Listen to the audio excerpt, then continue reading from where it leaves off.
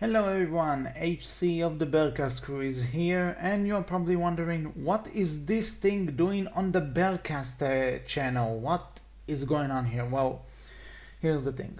Regarding your Berkcast episode, we have taken a week off just to get topics and ideas and everything, just to organize our schedule better, and we kind of felt like we need 1 week to, take it to ourselves and rest. But anyway, Wolf brought up an idea a pretty long time ago that we can maybe do a spin-off called the Outcast, where we talk about stuff that's not How to Train a Dragon related. And I thought, hey, that sounds like a fun idea because why not? We all three of us are probably fans of other things, not just How to Train a Dragon. And I actually thought that, hey, I'm going to see this movie, so maybe I'll do an episode about this as a hold up until next week when we come back with new Berkcast episodes. So yeah, let's get down to business. If you like this idea, if you want to see more of it, then tell us in the comments on our Tumblr, Twitter, anything.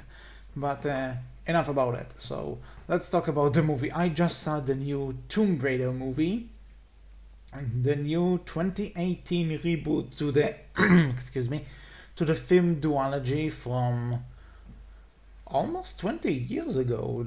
Man, these movies are old. But yeah, so I came back from watching it about an hour ago, and yeah, I think I can talk about it. And so let's dive right in. This is the first episode of the Outcast, the not How to Train a Dragon podcast of on the Berkcast.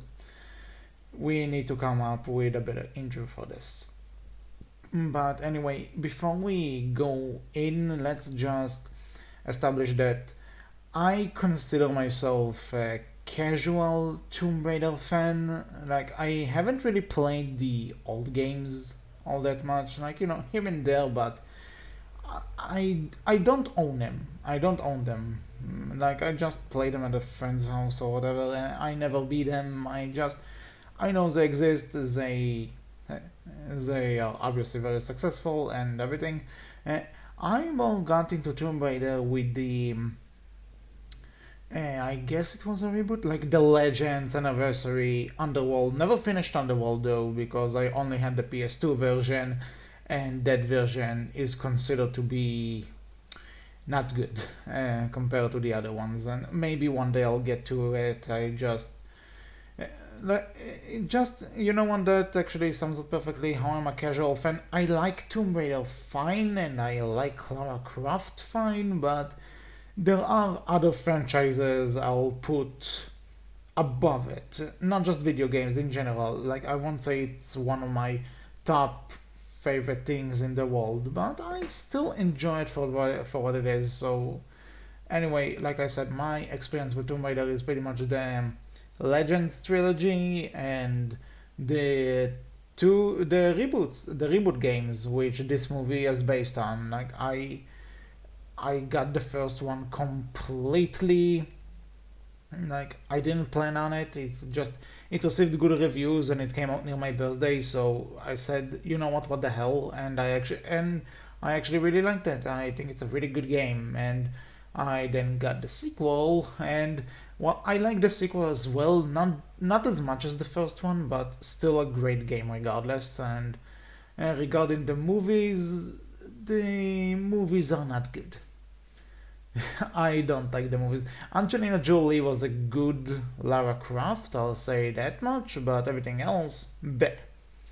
Regarding video game movies, though, you know, I don't like the Mario movie. Street Fighter is one of the like I like Street Fighter in that it's so bad it's good kind of way. It's not a good movie though, and a lot of people say Mortal Kombat is a good one, but I don't like it personally. Like, the only two video game movies I can say I liked are Prince of Persia which, to be honest, I liked when I first saw it, but trying and rewatching it again years later, it doesn't hold up. Like, I didn't like it after a few years. And the second one is Ratchet and Clank, which I will still stand by my words that it's a great fan service movie, but as a movie on its own, it's a bit lacking. Like, I love it just because love it. I liked it fine, and I had a really good time watching it because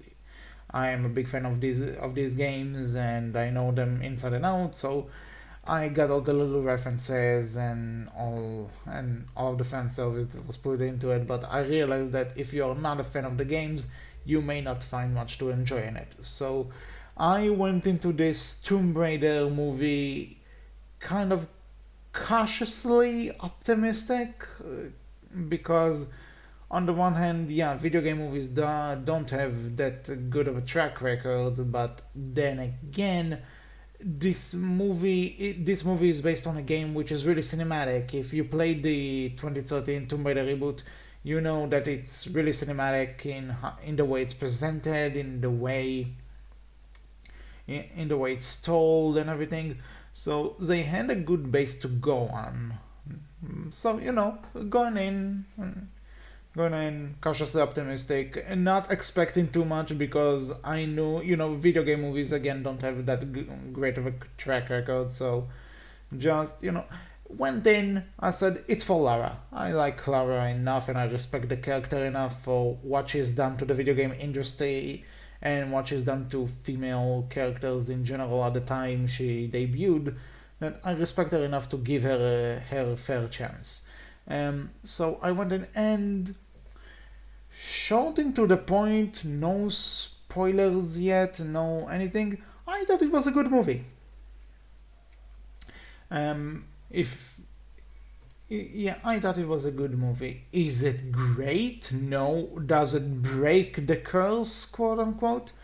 No. It has problems. It has some moments which I thought maybe one more rewrite, maybe one more thought about it could have made it better, but overall I had fun. Let me say this. If you go into this movie expecting and and I don't want to say ordinary, but if if you want a decent action flick, an action adventure movie made for fun, you don't have to think about it a lot about it when you watch it. You don't have to try and sit down and analyze it philosophically or anything. This is a great movie. It's a fun ride, and I think that's what it tried to do. It tried to be an action movie, and as action movie goes, I thought it was really good. It had great action, and many set pieces felt really out of the game it's based on. And but the funny thing about it is that even though it felt out of the game, it didn't feel that much video gamey. It didn't feel like it's departed from the plot. It felt like this happens because it's logical that it will happen. If you know what I mean. Yeah. So overall, great action. Lara is great. I forgot the actress. Alicia Vikander, I think that's her name. Correct me if I pronounced it wrong in the comments, I guess. But anyway, she's a great Lara Croft. She did a fantastic job. She captured the sassiness of Lara and the sarcasm, but she also captured the idea that she's not fully experienced in that field. That she's new to this entire Tomb Raider thing, and she managed to capture the new Lara from the reboot, and also managed to sprinkle in a few of the old Lara from the original games, which is good. I actually it's not an easy thing to compromise on, but I think she did it wonderfully, and so she was good. The action was good. Um, Yeah, those are probably the, there are some moments in this movie which are shot so beautifully, and like, yeah, so you can tell that there was an effort put into this movie, and they tried to actually make something greater, and I actually think it turned out great. Now the bad stuff, though, like the villain is pretty sure. I think some of the water Lara swims in throughout the movie are deeper than this guy. Like, the villain is not good. There are plenty of scenes or moments in the film which felt and like uh, let me say that this movie is around 2 hours long. So the first hour was great in my opinion. The second half of this movie is where things start to crumble a bit. Not crumble, but maybe limper. Like, I don't want. You know what? Okay. Bottom line of like a non-spoiler thing. If you like the Tomb Raider games, specifically the reboots, and or if you just want a good action movie to pass your time and not having to think about it all that much afterwards, then this is the movie for you. You'll go in, you'll be happy. I won't say it breaks the video game movie curse, but hey, you know what? It's a step in the right direction. If other video game based movies would take notes from this, we could probably get great video game movies. So I'll say I'm glad I saw it. I'll recommend it to those who are looking for a decent action movie. Go ahead, take it for what it's worth. Have fun. Now let's talk spoilers. If you've seen the movie, then I'm going to talk spoilers about it. If you haven't seen the movie, this is your chance to close this video. Go watch the movie. Come back afterwards if you want to hear what I have to say about spoilers. So, 3, 2, 1.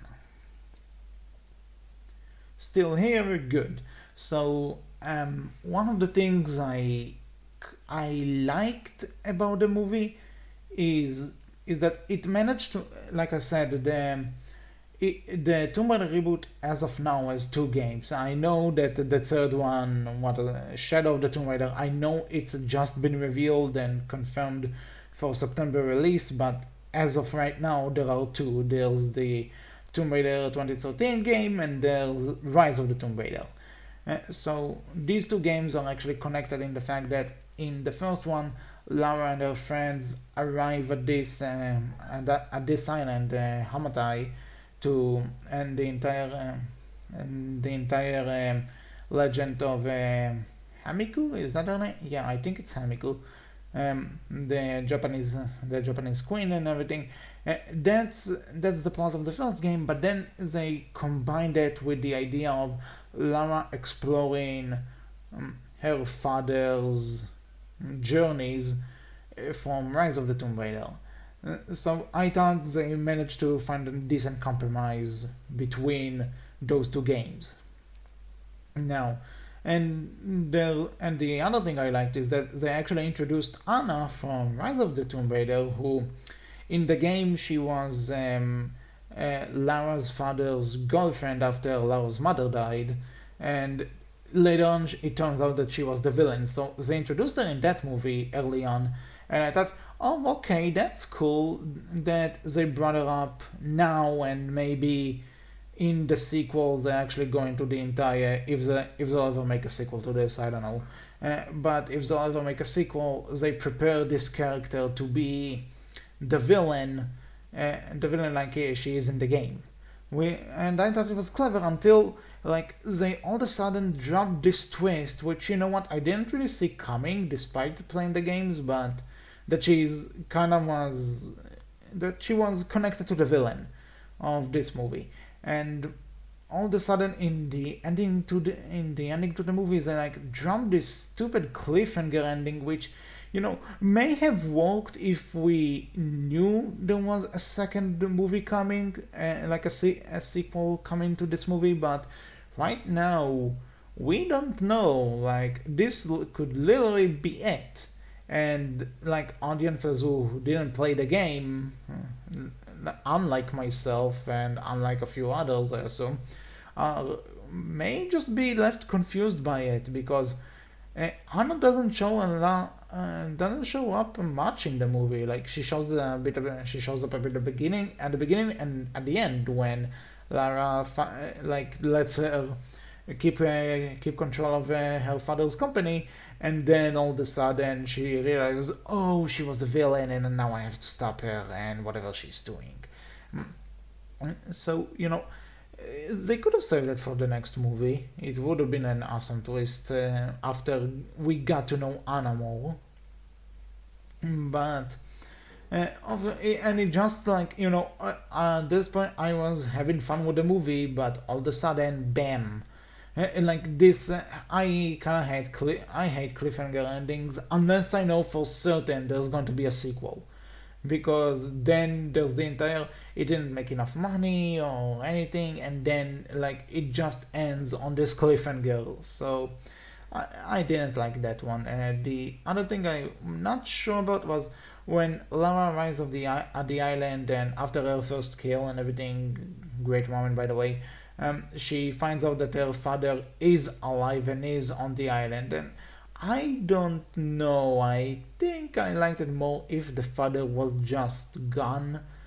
Like I did like his role in it, and I like the resolution he had, and his interaction with Lara and how they're ready to help each other even though they're all in danger. And so I liked what they did with the father, but at the same time, we could have kept him dead. Like Lara came to this island with this other guy. I forgot his name, sadly, but she came to the island with that other guy. So why not just have both of them on the adventure, and not having to shoehorn Lara's father as a character in it. But thinking about it more and more, it's kind of a nitpick. It didn't bother me as much as the movie went on after it was revealed, like it was. So yeah, these are my two spoiler things I have to say about the movie. But yeah, I still think it's a fun movie. I think it's a great action movie, and I'll recommend it. I already said everything I have to say. I said who I recommend it to. I said I think it's pretty good for what it's trying to do, and that's pretty much it. So this was the first episode of the Outcast. I need to remember that. I hope you enjoyed it. If you want to see more of it, let us know in the comments. We'll probably do. It won't be as much of a regular thing as the Berkcast, obviously, but we'll try to keep it going if we have some other stuff to talk about, and if you guys want to hear us talk about other stuff. Let us know in the comments if there's anything else you want us to review that's not How to Train Dragon related, and maybe we'll get to it. One of us or all of us will have to see. So this was the first, maybe only episode of the Outcast. I hope you enjoyed it, and if you've seen Tomb Raider, the new Tomb Raider, what do you think about it? Do you agree with me, disagree with me? Leave your thoughts in the comment section below. You can also tell me about this on the Berkcast Tumblr, where we are known as Berkcast Team. On Twitter, we are Berkcast with capital B, capital C, and yeah, and obviously you can find me and the other guys on the Haunted Time Dragon Discord and the Berg from Vine forums. So until next time, I was AC. Let me know what you think about the Outcast, and maybe we'll come back to this later on. So see ya next week with a new Bergcast episode. Take care.